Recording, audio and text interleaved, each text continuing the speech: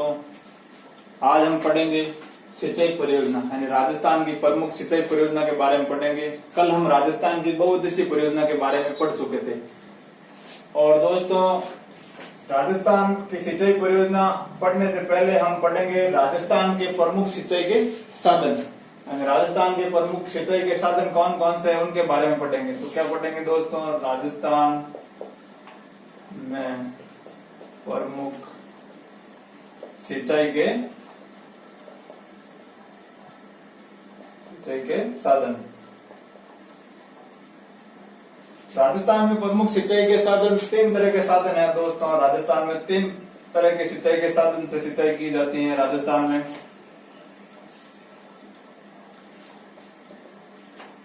पहला है दोस्तों कुएं व नलकूप। कुएं व नलकूप, राजस्थान में कुएं व नलकूप से सिंचाई की जाती है दोस्तों। दूसरा है नहरें, राजस्थान में नहरें से भी सिंचाई की जाती है दोस्तों। तीसरा है तालाब, तालाबों से सिंचाई की जाती है दोस्तों। नहरें व नलकूप से दोस्तों लगभग 67% सिंचाई की जाती है दोस्तों राजस्थान के अंदर। और नहर से लगभग 30 से 32% राजस्थान के अंदर सिंचाई की जाती है। और तालाबों से लगभग 1% सिंचाई की जाती है। दोस्तों, हम पढ़ रहे हैं राजस्थान के प्रमुख सिंचाई के साधन। पहला सिंचाई का साधन है कुएं व नलकूप, दूसरा नहर है, तीसरा तालाब है। सर्वाधिक सिंचाई होती है दोस्तों कुएं और नलकूपों से। राजस्थान में सर्वाधिक सिंचाई पूछ ले तो कुएं और नलकूपों से, उसके बाद होती है नहर से, उसके बाद होती है तालाब से। और कुएं और नलकूप में कुएं से सिंचाई पूछ ले दोस्तों तो कुएं से राजस्थान में लगभग 42% यानी 42% के आसपास सिंचाई होती है। और कुएं से सर्वाधिक सिंचाई पूछ ले दोस्तों, कुएं से सर्वाधिक सिंचाई जयपुर रीजन के आसपास यानी जयपुर जिले के आसपास कुएं से सिंचाई होती है। और न्यूनतम सिंचाई यानी कुएं से न्यूनतम सिंचाई पूछ ले तो न्यूनतम सिंचाई गंगानगर जिले के आसपास न्यूनतम सिंचाई होती है। कुएं से न्यूनतम सिंचाई होती है। इसी तरह दोस्तों नलकूप के बारे में देख लो। नलकूप से राजस्थान के अंदर लगभग 26% के आसपास सिंचाई होती है दोस्तों। और नलकूप से सर्वाधिक सिंचाई पूछा जा सकता है क्वेश्चन यहाँ से। नलकूप से सर्वाधिक सिंचाई दोस्तों भरतपुर रीजन के आसपास यानी भरतपुर जिले के आसपास के क्षेत्र में सर्वाधिक सिंचाई होती है। इसी तरह दोस्तों नलकूप से न्यूनतम सिंचाई के बारे में, सिंचाई नलकूपों से न्यूनतम सिंचाई उदयपुर रीजन के आसपास होती है। उदयपुर रीजन के आसपास यानी मेवाड़ रीजन के अंदर आप कह सकते हो। एक तरह से मेवाड़ रीजन के अंदर न्यूनतम सिंचाई होती है। किससे? नलकूपों से। तो नलकूपों से सर्वाधिक सिंचाई भरतपुर रीजन के आसपास होती है और न्यूनतम सिंचाई उदयपुर रीजन यानी राजस्थान का दक्षिणी भाग। और ये न्यूनतम सिंचाई यहाँ क्यों होती है दोस्तों? यहाँ चट्टानी शैल समूह पाए जाते हैं। क्या पाए जाते हैं? चट्टानी शैल समूह पाए जाते हैं दोस्तों। चट्टानी शैल समूह, चट्टानी शैल समूह पाए जाते हैं। राजस्थान के दक्षिणी भाग में चट्टानी शैल समूह पाए जाते हैं। इसी कारण से, ये कारण है दोस्तों क्योंकि यहाँ न्यूनतम सिंचाई इसलिए होती है कि नलकूप यहाँ पे नहीं पाए जाते हैं, बहुत ही कम पाए जाते हैं क्योंकि यहाँ चट्टानी शैल समूह पाए जाते हैं। इस कारण से यहाँ पे नलकूप इतने उपलब्ध हो नहीं पाते हैं। इस कारण से उदयपुर रीजन के आसपास राजस्थान के दक्षिणी भाग में न्यूनतम सिंचाई होती है। ये रीजन था दोस्तों। नलकूपों के लिए सर्वाधिक अनुकूल दशाएं यानी राजस्थान के अंदर सर्वाधिक अनुकूल दशाएं पूछे तो जयपुर रीजन यानी जयपुर का आसपास का क्षेत्र, वहां जैसलमेर रीजन यानी जैसलमेर रीजन का आसपास का क्षेत्र उपयुक्त माना जाता है नलकूपों के लिए। इसी तरह हम पढ़ रहे थे दोस्तों राजस्थान के अंदर कुएं और नलकूप के बारे में। सबसे पहले हमें कुएं के बारे में पढ़ा था। राजस्थान के अंदर सर्वाधिक सिंचाई होती है वो कुएं और नलकूपों से होती है। और अगर कुएं और नलकूप दोनों में से पूछे तो कुएं के द्वारा राजस्थान में सर्वाधिक 42% यानी 42% सिंचाई होती है। और सर्वाधिक जिला पूछे राजस्थान का जिला के कौन से जिले के अंदर कुएं से सिंचाई होती है, तो जयपुर रीजन का के आसपास। और न्यूनतम पूछे तो गंगानगर। यहाँ से इंपॉर्टेंट दोस्तों, यहाँ से क्वेश्चन आने के पूरे चांसेज है। और इसी तरह नलकूपों से राजस्थान के अंदर 26% के आसपास सिंचित क्षेत्र सिंचाई की जाती है। और सर्वाधिक सिंचाई होती है नलकूपों से भरतपुर रीजन के आसपास, और न्यूनतम सिंचाई होती है वो उदयपुर रीजन। कारण क्या है दोस्तों, उदयपुर रीजन में न्यूनतम सिंचाई नलकूपों से क्यों होती है? क्योंकि यहाँ पर चट्टानी शैल समूह पाए जाते हैं। उदयपुर आसपास यानी मेवाड़ के आसपास क्षेत्र में चट्टानी शैल समूह पाए जाते हैं, इसलिए इस कारण से यहाँ पे नलकूप नहीं पाए जाते हैं और बहुत कम सिंचाई होती है। नलकूपों के लिए सर्वाधिक अनुकूल दशाएं पूछे तो जयपुर रीजन और जैसलमेर रीजन के अंदर। अब हम आगे बढ़ेंगे, राजस्थान से नहर के द्वारा कौन से रीजन में सिंचाई होती है दोस्तों। तो अब हम पढ़ेंगे नहरों से राजस्थान के अंदर सिंचाई। प्रमुख सिंचाई के साधन में पढ़ेंगे नहरों। सर्वाधिक सिंचाई होती है नहरों से गंगानगर जिले के अंदर। गंगानगर जिले के अंदर फिर होती है हनुमानगढ़ जिले के अंदर, यानी सर्वाधिक गंगानगर और हनुमानगढ़ जिले के अंदर। गंगानगर के अंदर 99% सिंचाई होती है और हनुमानगढ़ के अंदर 92% के आसपास सिंचाई होती है। इसी तरह नहरों से न्यूनतम सिंचाई होती है वो जयपुर रीजन के आसपास नहरों से न्यूनतम सिंचाई होती है। अब देखेंगे दोस्तों हम तालाबों से। राजस्थान के अंदर तालाबों से सिंचाई होती है। दक्षिणी तथा दक्षिणी पूर्वी भाग में राजस्थान के अंदर सर्वाधिक तालाबों से सिंचाई होती है। तो उसमें भी पूछ ले राजस्थान का जिला, तो भीलवाड़ा जिले के अंदर राजस्थान के अंदर तालाबों से सर्वाधिक सिंचाई होती है। उसी तरह राजस्थान के अंदर न्यूनतम जिला पूछ ले तालाबों से सिंचाई होने वाला, तो गंगानगर, बीकानेर हो गया, जोधपुर हो गया, बाड़मेर हो गया, आदि जिलों में न्यूनतम सिंचाई होती है। हमने सिंचाई के साधन पढ़ लिए थे, प्रमुख सिंचाई के कौन से साधन थे राजस्थान के अंदर। अब हम पढ़ेंगे सिंचाई परियोजना के बारे में। जब देश में 1950-51 को पंचवर्षीय योजनाएं शुरू होने पर सिंचाई परियोजनाओं को 3 भागों में विभाजित किया गया था या वर्गीकरण किया गया था। पहला भाग था वृहद सिंचाई परियोजना, दूसरा मध्यम सिंचाई परियोजना और तीसरा लघु सिंचाई परियोजना। दोस्तों वृहद सिंचाई परियोजना किसे कहते हैं? जिस सिंचाई परियोजना की लागत या वह जिस सिंचाई परियोजना पर खर्च होगा 5 करोड़ रुपए से अधिक, यानी जिस परियोजना पर 5 करोड़ रुपए से अधिक खर्च होगा उसे वृहद सिंचाई परियोजना के अंदर रखा गया था। या 10,000 हेक्टेयर से अधिक उसका कमांड एरिया हो, यानी 10,000 क्षेत्र से अधिक उसका कमांड एरिया हो, उसे वृहद सिंचाई परियोजना के अंदर रखा गया था। इसी तरह मध्यम सिंचाई परियोजना जिसकी लागत 10 लाख से 5 करोड़ के मध्य हो, यानी जिस पर वह सरकार द्वारा 10 लाख से 5 करोड़ के मध्य किया जाता हो, वह 2000 से 10,000 के मध्य कमांड क्षेत्र हो, यानी जिसका एरिया कमांड क्षेत्र 2000 से 10,000 के मध्य हो। इसी तरह तीसरी परियोजना सिंचाई परियोजना के अंतर्गत वर्गीकरण है लघु सिंचाई परियोजना, जिसकी लागत यानी लागत 10 लाख से कम हो, यानी जिसमें खर्चा 10 लाख से कम हो, वह 2000 हेक्टेयर से कम कमांड एरिया क्षेत्र होगा। अब सबसे पहले हम लेंगे दोस्तों वृहद सिंचाई परियोजना के बारे में और डिटेल से हम पढ़ेंगे। दोस्तों वृहद सिंचाई परियोजना के अंदर हम पहली परियोजना सिंचाई परियोजना पढ़ेंगे, वो गंग नहर के बारे में पढ़ेंगे। गंग नहर का उद्गम दोस्तों सतलज नदी से होता है, हुसैनीवाला पंजाब से। कहां से होता है? हुसैनीवाला पंजाब से। हुसैनीवाला पंजाब से राजस्थान के अंदर शिवपुरी हेड तक गंग नहर फैली हुई है, यानी गंग नहर यहाँ तक, गंग नहर का पानी यहाँ तक आता है शिवपुरी हेड तक। और गंग नहर की कुल लंबाई दोस्तों 129 किलोमीटर है। और गंग नहर का निर्माण महाराजा गंगा सिंह ने करवाया था दोस्तों। ये राजस्थान की सबसे पहली परियोजना है, नहर परियोजना है दोस्तों, जो 1922 से स्टार्ट हुई थी बनना, यानी 1922 से निर्माण स्टार्ट हुआ था और 1927 में इसका निर्माण समाप्त हुआ था दोस्तों। इस नहर से दोस्तों 4 शाखाएं निकली गई हैं। मुख्य नहर यहाँ तक ही है दोस्तों, यानी 129 किलोमीटर लंबी है, यानी मुख्य नहर की लंबाई 129 किलोमीटर से 4 शाखाएं निकाली गई हैं। पहली शाखा है लक्ष्मी नारायण शाखा, दूसरी शाखा है करणी शाखा, तीसरी है लालगढ़ शाखा, चौथी है समीता शाखा। इस नहर का कमांड एरिया क्षेत्र इस नहर का 3 lakh hectare 3.08 lakh hectare command area क्षेत्र है, जिससे इस नहर द्वारा सिंचाई होती है।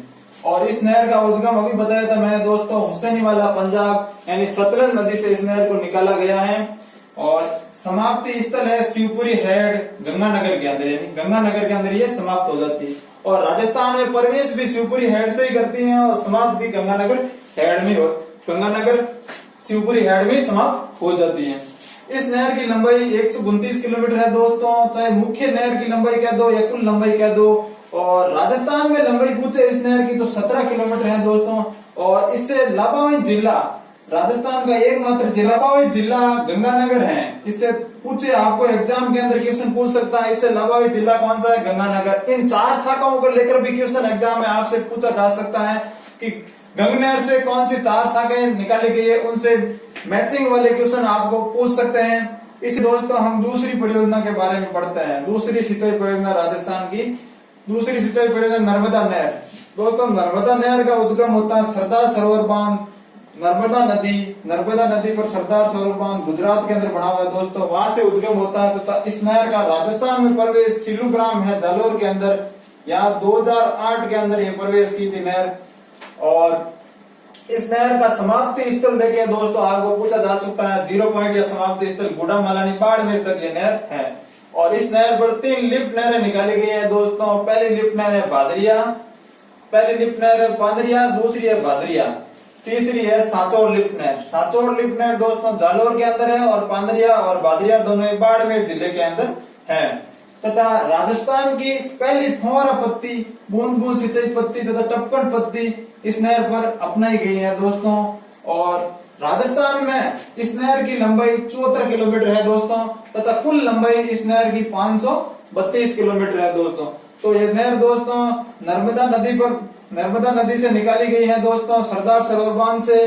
तथा राजस्थान में प्रवेश सिलूग्राम जालोर से, तथा इसका समाप्ति स्थल गुड़ा मलानी बाड़मेर तक है। इस पर 3 लिफ्ट नहर है दोस्तों, पांदरिया, बादरिया और सांचौर जालोर के अंदर है और पांदरिया बादरिया बाड़मेर के अंदर है। इस नहर से सर्वाधिक लाभांश जिला, इस नहर से सर्वाधिक लाभांश जिला है दोस्तों वो बाड़मेर है, यानी सर्वाधिक लाभांश वाला जिला कौन सा है, बाड़मेर। ये थी दोस्तों नर्मदा नहर। अब आगे तीसरी सिंचाई परियोजना की है इंदिरा गांधी नहर परियोजना के बारे में।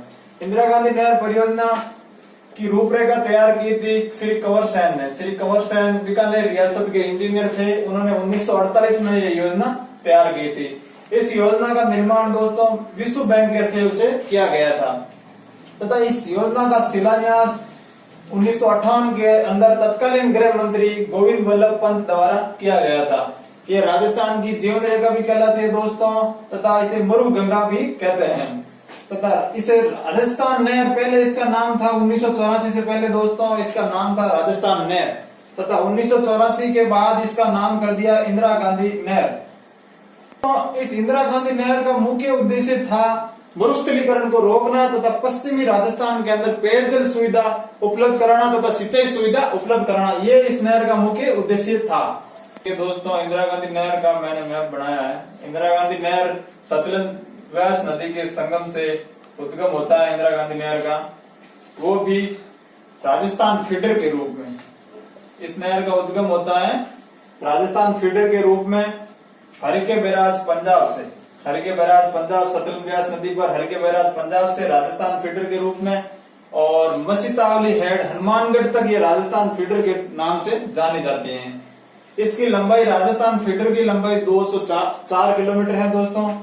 और उसके बाद ये मुख्य नहर के नाम से जानी जाती है। मुख्य नहर के उसके बाद यानी मसीतावली हेड हनुमानगढ़ से लेकर मुख्य नहर कहाँ तक होगी दोस्तों, मोहनगढ़ जैसलमेर तक ये इंदिरा गांधी नहर क्या मुख्य नहर के नाम से जानी जाती है, जिसकी लंबाई है दोस्तों 445 किलोमीटर। मुख्य नहर की लंबाई पूछे आपको या राजस्थान नहर की लंबाई पूछे तो क्वेश्चन अलग अलग तरह से पूछ सकता है। राजस्थान फीडर की लंबाई पूछे तो 204 किलोमीटर होगी और मुख्य नहर की लंबाई पूछे तो 445 किलोमीटर लंबाई होगी। इस मुख्य नहर से ही 7 लिफ्ट नहरें निकाली गई है दोस्तों। पहली लिफ्ट नहर है चौधरी कुंभाराम लिफ्ट नहर, दूसरी लिफ्ट नहर है कंवर सेन लिफ्ट नहर, तीसरी पन्नालाल बारूपाल लिफ्ट नहर, चौथी वीर तेजाजी लिफ्ट नहर, और 5वीं डॉक्टर करण सिंह लिफ्ट नहर, और 6ठी गुरु जम्बेश्वर लिफ्ट नहर, और 7वीं है जयनारायण व्यास लिफ्ट नहर।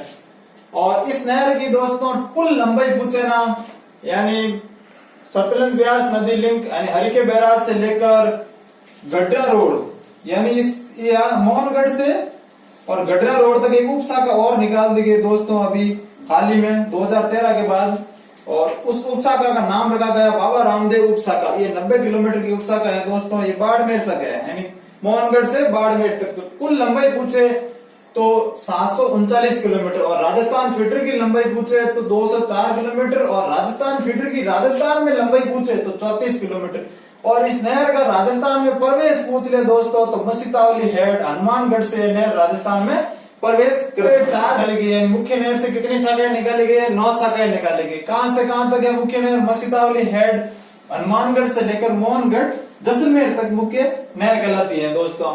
इस नहर से एकमात्र शाखा निकाली गई रावतसर, जो हनुमानगढ़ में है शाखा दोस्तों, वो बाएं ओर से निकाली गई है। इस नहर में बाएं ओर से निकाली गई है। इस नहर के दाएं ओर से बाकी 8 शाखाएं हैं जितनी भी दोस्तों, वो दाएं ओर से निकाली गई है। एकमात्र शाखाएं जो है बाएं ओर से निकाली। ये भी क्वेश्चन कई बार पूछा जा चुका है दोस्तों। बाएं ओर से एकमात्र शाखा जो बाएं ओर से हनुमानगढ़ के लिए सिंचाई सुविधा उपलब्ध कराते हैं वो है रावतसर शाखा। इस तरह से क्वेश्चन पूछा जा चुका है दोस्तों। और फिर अनूपगढ़ और सूरतगढ़ ये गंगानगर के लिए सिंचाई सुविधा और पेयजल उपलब्ध कराती है दोस्तों। फिर है पुंगल, दातोर और बिसलपुर, ये बीकानेर के लिए सिंचाई सुविधा उपलब्ध कराती है दोस्तों। इसी तरह चारणवाला शाखा है दोस्तों, जो जैसलमेर और बीकानेर दोनों के लिए, दोनों जिलों के लिए सिंचाई सुविधा उपलब्ध कराती है।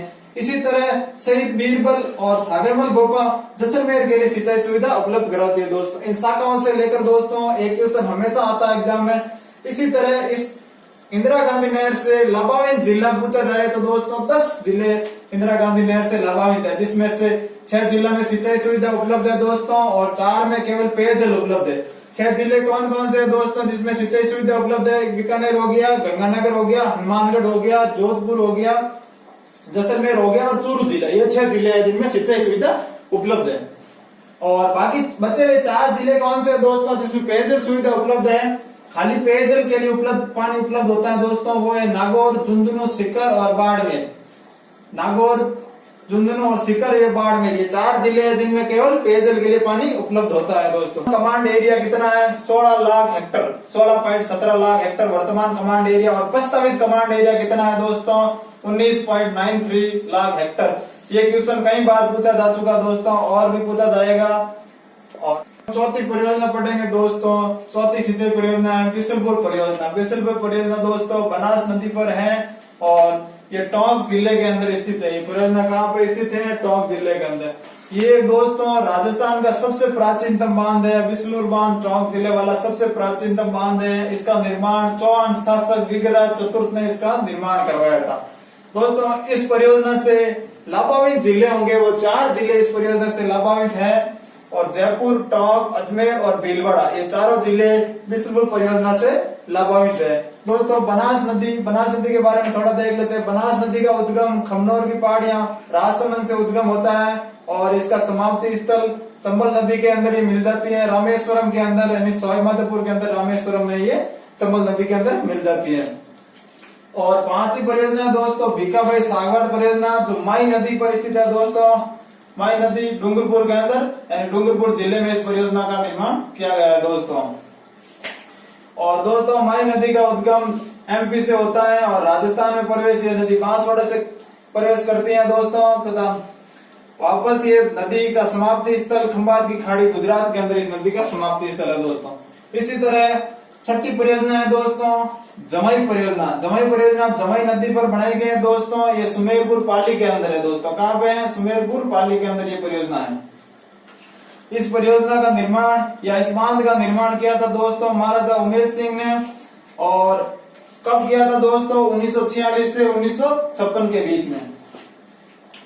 इसी तरह दोस्तों इस परियोजना पर उदयपुर में सही नदी पर एक सही परियोजना बनाई गई है, ताकि इस बांध में पानी की आवक बनाए रखने के लिए एक सही परियोजना का निर्माण किया गया, ताकि इस बांध के अंदर पानी की आवक बनी रहे। तो यहाँ से दोस्तों सही परियोजना के बारे में कई बार क्वेश्चन पूछा जा चुका है कि जमाई बांध में पानी की आवक बनाए रखने के लिए कौन सी परियोजना का निर्माण किया गया है? सही परियोजना। या फिर ये पूछते हैं कौन सी नदी पर की गई है कि सही नदी पर की गई। तो ये थी दोस्तों बिसलपुर परियोजना।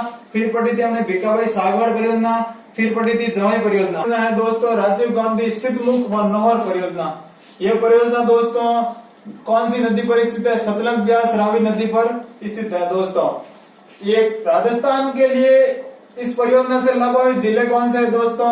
हनुमानगढ़ और चूरू जिले इस परियोजना से लाभान्वित होते हैं। इराडी कमीशन आया था दोस्तों, रावी व्यास समझौता हुआ था 1986 के अंदर की सिफारिश पर, यानी इराडी कमीशन की सिफारिश पर यूरोपियन संघ की वित्तीय सहायता से 1999 में राजीव गांधी ने इस परियोजना की शिलान्यास किया था। यानी किस समझौते के तहत? रावी व्यास समझौते के तहत। कौन सा कमीशन था दोस्तों? यहाँ से इंपॉर्टेंट है, कमीशन पूछा जा चुका है कई बार और पूछा जाएगा इराडी कमीशन के समझौते के साथ। और दोस्तों इससे लाभान्वित जिले हनुमानगढ़ जिले की 9 तहसील और भद्रा तहसील है, 2 तहसीलें इससे परियोजना से लाभान्वित हो रही है दोस्तों, और चूरू जिले की राजगढ़ तहसील। और ये थी दोस्तों वृहद सिंचाई परियोजना के बारे में। अब नेक्स्ट वीडियो में हो दोस्तों, समझ में नहीं आया तो कमेंट बॉक्स के अंदर कमेंट करके बताना और मैं उसे दोबारा समझाने की कोशिश करूंगा। और दोस्तों वीडियो को लाइक करना, शेयर करना एंड सब्सक्राइब करना। धन्यवाद दोस्तों।